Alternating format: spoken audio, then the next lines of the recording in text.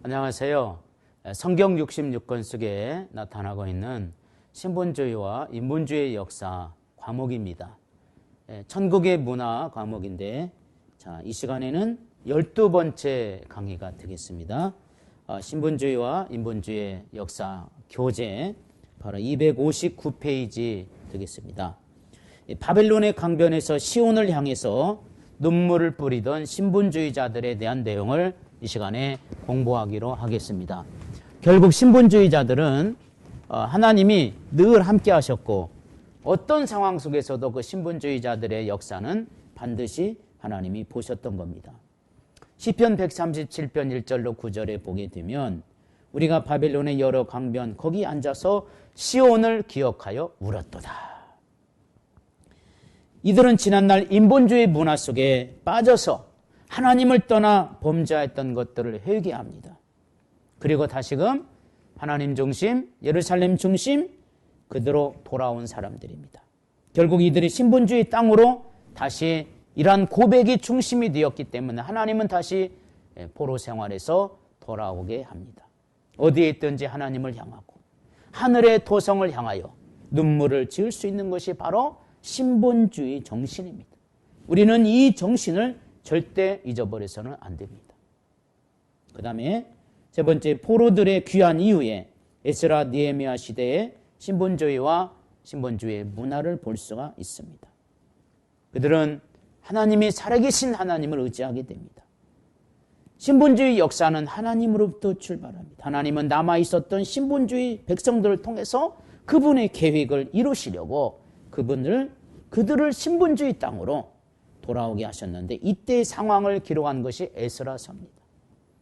여호수아와 스룹바벨의 인도하에 마침내 5만여 명이 그토록 꿈꾸던 가나안 땅 예루살렘으로 돌아오게 됩니다. 와서 그들이 제일 먼저 한 일이 건축된 예루살렘과 희망의 역사 이루어지게 됩니다. 그들은 신분주의 센터인 예루살렘으로 돌아와서 유대인들은 무너진 예루살렘 성전을 우여곡절 끝에 건축을 하는데, 많은 방해꾼이 있었고 해방꾼이 있었지만 그들은 끝까지 믿음을 가지고 건축을 합니다. 그들은 15년 동안이나 어려움을 당하고 지체하고 중단되었지만 결국에는 성전 건축이 완성되는 역사가 일어나고, 그래서 그들은 희망이 생기고 예루살렘 성전이 건축되고 선지자들이 외친 대로 메시아가 올 것이라고 말미암아 다윗의 왕국을 계속해서 건설할 것을 그들은 믿었습니다. 그래서 흩어졌던 이스라엘 백성들이 다시 예루살렘으로 모여들게 됩니다. 그러나 그들에게는 역시 실망과 좌절이 또 오게 됩니다. 신분주의자들이 역시 또 섞여버립니다. 그들의 희망은 오래가지 않습니다. 그들은 성전을 짓고 10년이 지납니다. 20년이 지납니다. 60년이 지나서 바벨론에서 올라온 사람들이 다 죽어가도 메시아는 오지 않습니다. 다윗의 왕국은 건설되지 않습니다. 그래서 그들은 낙심하게 됩니다. 그들 앞에 남아있는 것은 페르시아의 제국의 힘과 경제적인 어려움뿐이었습니다. 이런 상황에서 그들은 신분주의의 정신을 점차 잃어가고 먹고 살기 위해서 인본주의 정신을 다 그들은 가지게 됩니다. 인본주의 정신을 다시 돌아오게 되고 신분주의 정신은 싹 없어지게 되는 이런 불행한 역사가 일어나게 됩니다. 그들은 먹고 살기 위해서 점점 예루살렘을 떠나기 시작했고요. 나중에는 예루살렘 성벽이 무너지고 있었지만 누구도 그것을 보호하거나 지키지 않는 인본주의가 자리 잡기 시작하니까 하나님과 중심, 천국 중심의 삶이 희박해지게 됩니다. 뿐만 아닙니다. 그들은 현실적인 삶 때문에 이방 여인들과 결혼을 하기 시작합니다. 문제는 레위인들이나 제사장들까지도 그런 삶 속에 완전히 인본주의에 빠졌다고 하는 겁니다. 신앙은 형식적이 되어버렸고 하나님 앞에 드려져야 될 11조나 기타 예물들은 자기들을 위해서 사용하고 있었습니다. 신분주의 정신이 사라지고 인본주의 문화가 또다시 싹 틔우기 시작합니다. 이때 하나님은 다시 신분주의 사람들 다시 보냅니다. 바로 에스라와 느헤미야와 말라기입니다. 신본주의 정신을 다시 회복하기 위해서 개혁에 했던 내용들을 다루고 있는데 이것이 바로 에스라서 6장, 7장, 8장, 9장, 10장. 여기에는 느헤미야와 그리고 말라기서 여기에 내용들이 보게 되면 다시 이들이 형식주의에 빠지고 인본주의에 빠지고 신본주의 문화를 잃어버렸고 버리려 했던 이들에게 다시 하나님의 사람들을 하나님이 투입을 시킵니다. 에스라는 제사장입니다. 율법을 가르치고 율법을 지키고 행할 것을 말씀합니다. 그래서 개혁을 막 단행합니다. 느헤미야는 정치인 총독으로서 왔다가 이스라엘 백성들이 살 수 있는 예루살렘 성벽을 건축하게 됩니다. 백성들이 말씀대로 사회적으로 살지 못하니까 정치적인 권력을 가지고 메데바사의 왕의 위임을 받아서 와서 정치적으로 개혁을 단행한 사람이 느헤미야입니다. 말라기는 당시의 선지자로서 당시의 문제점들을 책망할 뿐만 아니라 메시아의 강림이 확신하다고 하는 내용을 예언함으로써 그들이 희망을 갖고 신본주의에 굳게 설 것을 권고하던 내용입니다. 그때 당시에 그 어려운 그 시대에 신본주의 정신을 가지고 이 메데바사 페르시아를 정복한 에스더와 모르드게를 볼 수가 있어요. 제대로 숨도 쉬지도 못하고 제대로 정말 죽을 수밖에 없는 그런 상황이 벌어지게 됐지만 죽으면 죽으리라 이런 믿음과 마음과 신앙의 고백을 가지고 한 여인이 우뚝 서서 인본주의 문화에 꽉 쪄들었던 페르시아 제국과 그리고 유다 백성들을 일순간에 지워버리려고 했던 하만의 계략 앞에 의연히 일어선 사람이었습니다. 그로 말미암아 다시 하나님의 백성들이 승리가 왔고 하나님의 백성들이 아름다운 영광의 모습들이 오게 되는 이런 모습이 나타나게 된 겁니다. 자, 이제는 신약으로 넘어가기로 하겠습니다. 264페이지 제5장 마태복음으로부터 요한복음까지 사복음서에 나타나고 있는 인본주의와 신본주의에 대해서 공부하겠습니다.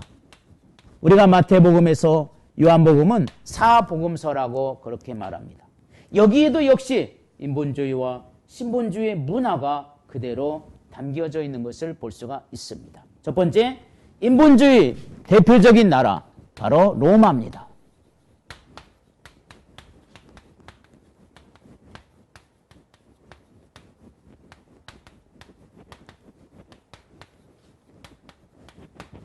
신약은 예수님의 등장으로부터 시작이 됩니다. 예수님이 등장했을 때 그때 당시에 세계에서 가장 인본주의의 꽃을 피웠던 나라가 이스라엘을 지배하고 있었습니다. 그 나라가 바로 로마입니다. 가인으로부터 출발한 인본주의 역사는 노아의 시대의 심판을 받았지만 마귀는 죽지 않았거든요. 사단이 죽지 않으니까 다시 인본주의가 다시 생겨나게 됐어요. 그래서 바벨탑 사건을 거치면서 점점 강물처럼 커지면서 애굽, 아수르, 바벨론, 페르시아, 헬라 이런 일을 거치면서 정말 바다처럼 커졌는데 이 나라가 바로 로마라고 하는 나라입니다. 로마는 아주 유명한 나라죠. 모든 길은 로마로 통한다. 세계적인 정복 국가입니다. 그러나 이 로마도 역시 쾌락과 향락을 추구하는 성적으로 타락한 아주 그런 인본주의 꽃을 피운 나라입니다. 우상숭배는 물론이거니와 수많은 믿음의 사람들을 핍박하고 죽이고 불로 태워 죽이고 화형시키고 사자밥이 되게 하고 했던 나라가 바로 로마입니다.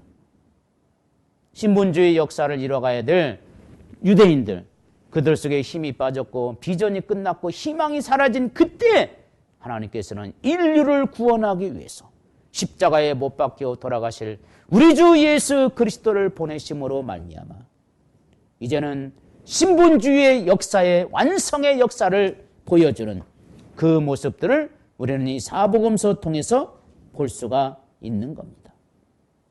그래서 대표적인 인본주의 세계, 대표적인 인본주의 문화를 가지고 있었던 이러한 로마의 신본주의 세계의 왕이신 이제 예수님께서 오시게 됩니다. 두 번째로 예수님께서 오셔서 바로 드러내 주신 그분의 나라와 문화를 우리는 볼 수가 있습니다. 예수님이 오셔서 만들어 주신, 증거해 주신 나라, 우리에게는 정말 인간들에게는 영원히 기억해야 되고 인간들에게는 영원히 바라봐야 될 위대한 나라를 보여주게 됩니다. 예수님께서 이 땅에 오셔서 그때 당시 인본주의 세계가 꽃피고 있던 세상에 오셔서 그분의 나라를 드러내시고, 그것은 다윗의 왕국도 아니고 물질적인 왕국도 아니고 그분은 자기의 나라를 드러내시면서 사람들 그분의 나라로 초청합니다. 요한복음 15장 19절에 너희가 세상에 속하였다면 세상이 자기 것을 사랑할 터이나 너희는 세상에 속한 자가 아니요 도리어 세상에서 나의 택함을 입은 자인 고로 세상이 너희를 미워하느니라. 아멘. 많은 유대인들은 그분이 유다 왕국을 회복해 주기를 기대했지만 그러나 그분은 그 일을 이루시지 않습니다. 그분에게는 유다 왕국 역시 인본주의 세계였기 때문입니다. 당시에 많은 유대인들이 역시 그들이 진정으로 가져야 될 메시아 왕국이 무엇인지 이해하지 못했고 지도자들은 세속주의에 빠져 있었습니다. 이런 상황 가운데 예수님이 오셔서 로마 제국도 아니고 유다 왕국도 아닌 그분의 나라만을 증거합니다. 왜 그랬을까요? 왜 그분의 나라, 이 세상을 변화시키고 개혁시켜서 이 세상을 완전히 바꿔가지고 예수님의 나라, 예수님의 왕국을 세우면 되지 않겠습니까? 그런데 왜 예수님은 세상 나라에서 오히려 핍박당하고 하는 거 그대로 받으시고 어째서 세상 나라를 변화시켜서 하나님 나라 만들지 않고 왜 그분의 나라만을 고집스럽게 증거하셨을까요? 그분의 나라만이, 아니 하늘의 나라만이, 천국만이 인간의 꿈을 이루어줄 수가 있고 사람의 눈에서 눈물을 닦아줄 수가 있기 때문에 예수님은 그분의 나라만 증거하게 된 줄로 믿습니다. 많은 사람들이 아직도 주님이 이 땅에 오셔서 많이 변화시키기를 원합니다. 주님이 뭘 해주시기를 원합니다. 그러나 우리의 완전한 우리의 무엇인가를 해야 될 일이 있다면 완성될 것은 여기가 아니라 하늘나라임을 우리는 꼭 기억해야 됩니다. 거기 가야 진짜 해방이 있고 진짜 우리에게 영원한 복이 있기 때문에 그렇습니다. 자, 그렇다면 예수님께서 보여주신 천국운동을 볼 수가 있습니다. 예수님이 보여주신 천국운동은 세 가지. 하나는 천국을 증거합니다. 예수님은 어디 가든지 무슨 일을 하든지 어떤 일들을 하든지 간에 늘 천국을 소개합니다. 열심히 증거합니다. 무엇으로요? 말씀으로 증거하게 된 겁니다. 둘째는 치유와 기적을 통해서 그 나라를 체험을 시킵니다. 천국 체험.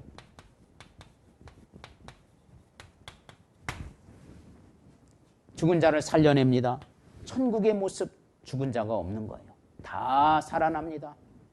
죽음이 없는 것을 알려주기 위해서 죽은 자를 살려놓습니다. 병든 자 고쳐줍니다.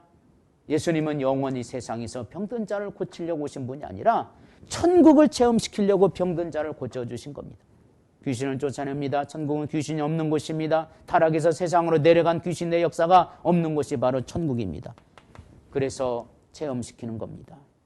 하나님께서 이 땅을 만들어주시고 이 땅을 위해서 역사하시는 위대한 뜻을 이루기 위해서 치유와 기적을 보내서 그 나라의 자유 체험을 통해서 우리에게 보여주고 알려준 것입니다. 세 번째는 삶을 통해서 그 나라의 문화를 보여주었습니다.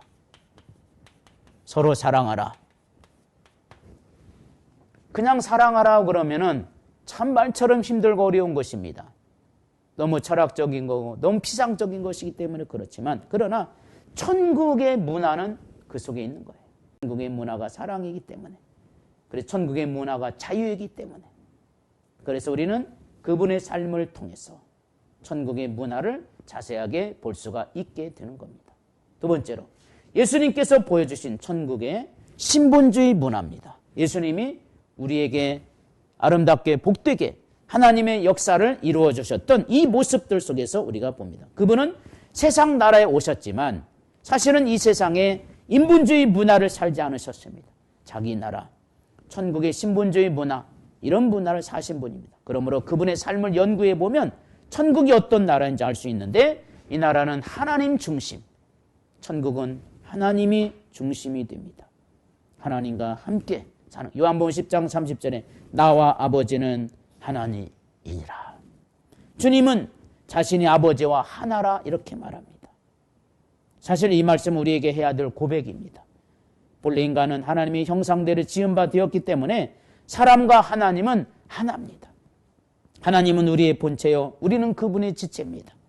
그러므로 우리가 그분과 분리되면 죽게 되는 것이고, 그런데 많은 성도들이 하나님과 관계가 멀어지는 것을 그렇게 심각하게 생각하지 않는 것 같아요. 그분은 하나님께로 오셨다. 내가 세상에 온 것은 하나님의 뜻을 행하러 왔다. 그리고 마침내는 하나님께로 돌아간다. 주님께서 그렇게 우리에게 말씀해 주시는 것을 볼 수 있어요. 그래서 주님에게 가장 중요한 일은 하나님과 함께하는 시간을 갖는 거였습니다. 그리고 그분을 기쁘게 하는 것이었고 그분의 뜻을 이루어드리는 겁니다. 천국의 문화를 사는 자는 늘 이것을 기억해야 됩니다. 그분을 기쁘게 하고 하나님 중심의 삶을 살고, 이것이 천국의 아름다운 모습입니다. 두 번째는 천국 중심의 삶의 문화, 이것이 예수님께서 우리에게 가르쳐 주신 천국의 신본주의 문화입니다. 천국의 신본주의 문화 중에서 천국 중심, 예수님은 말씀하실 때마다 삶의 주제가 있다면 천국입니다. 말씀하시는 것, 사시는 것, 사람들에게 주신 선물들이 모두 이 땅의 것이 아니라 바로 하늘의 것이었어요. 그래서 그는 병든 자를 고치더라도 천국 얘기했고, 죽은 자를 살리더라도 천국 얘기를 했고, 늘 천국 중심으로 살아가고 있었던 겁니다. 그리고 세 번째는 영적 가치관의 중심의 변화입니다. 하나님의 영적 관계를 아주 중요시 여겼습니다. 그래서 예수님은 늘 기도합니다. 예수님은 늘 하나님 앞에 사역하실 때마다 아버지와의 교통하는 것, 이거 늘 끊이지 않습니다. 인간은 두 가지 모습이 있습니다. 하나는 하나님의 형상대로 만들어진 영, 이 모습 우리 안에 있습니다.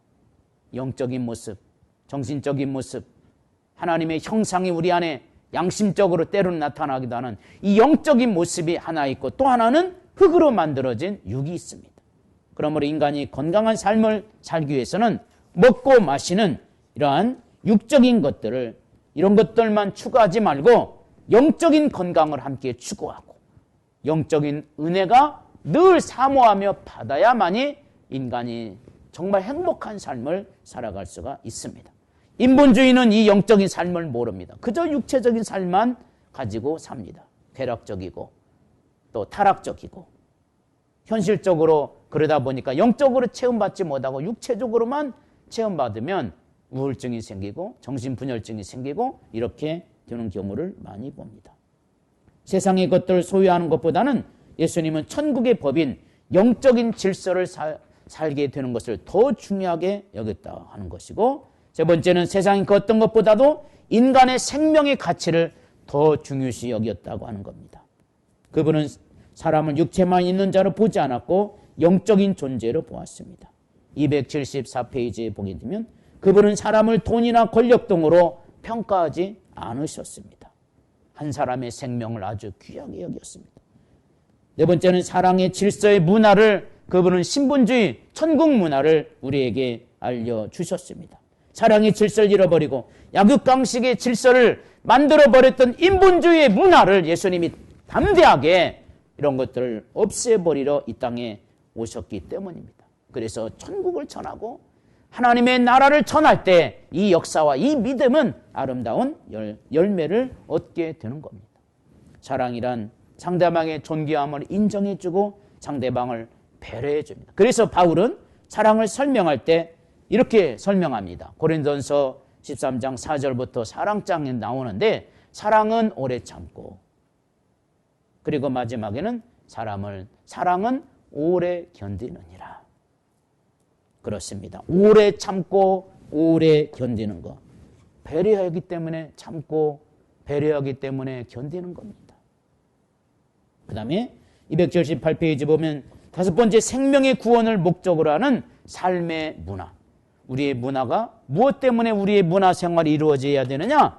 구원하기 위해서 문화가 필요합니다. 기독교 문화가 사람들에게 인정받지 못합니다. 그래도 우리가 기독교 문화를 세워야 될 이유가 구원하기 위해서 그럽니다.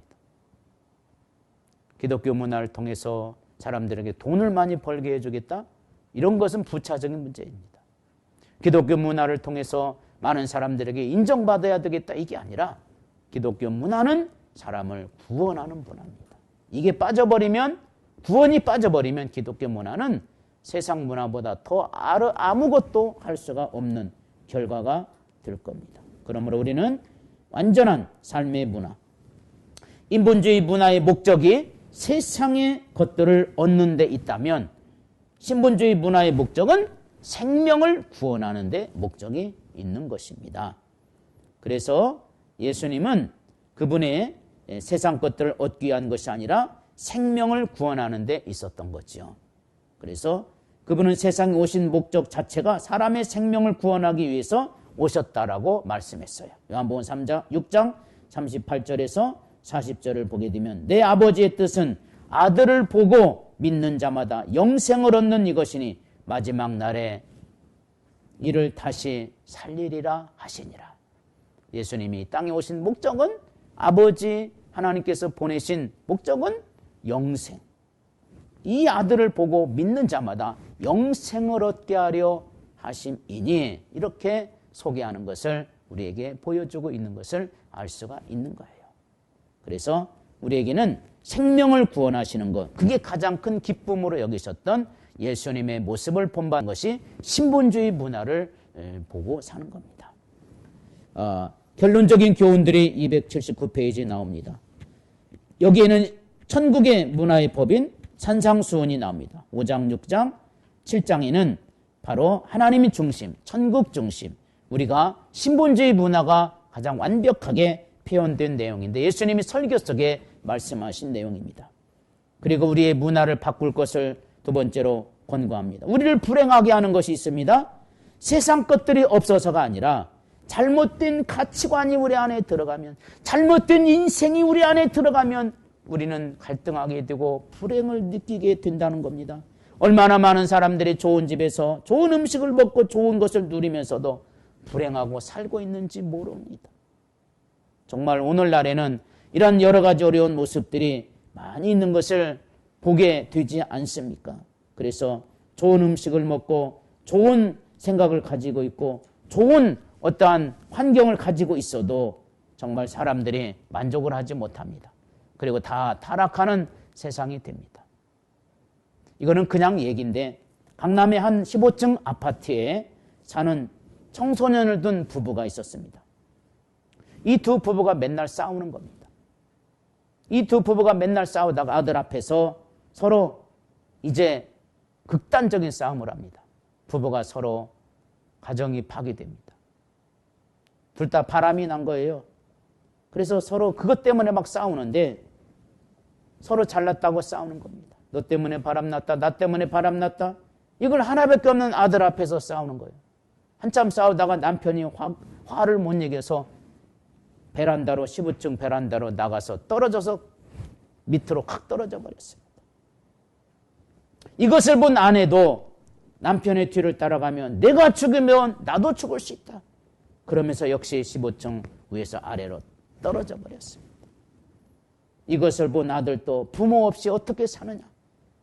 부모의 뒤를 따라서 떨어져 버렸는데 그러나 이들 모두는 다행히 다 살았습니다. 남편은 제비라 떨어질 때 날았고 아내는 날라리라고 해서 날라리가 되어서 떨어질 때 날았고 아들은 비행소년이라 해서 날아서 살았다고 하는 이런 에피소드가 있습니다. 오늘날의 가정이 파괴되고 인본주의 문화가 지배하고 사랑의 질서가 깨지다 보니까 이런 불행한 일들이 벌어지게 되었습니다.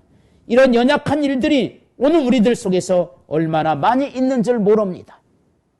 참으로 우리를 불행하게 하는 것, 인본주의의 가치, 인본주의의 어떤 욕심, 이런 것들 때문임을 우리는 꼭 기억해야 되겠습니다.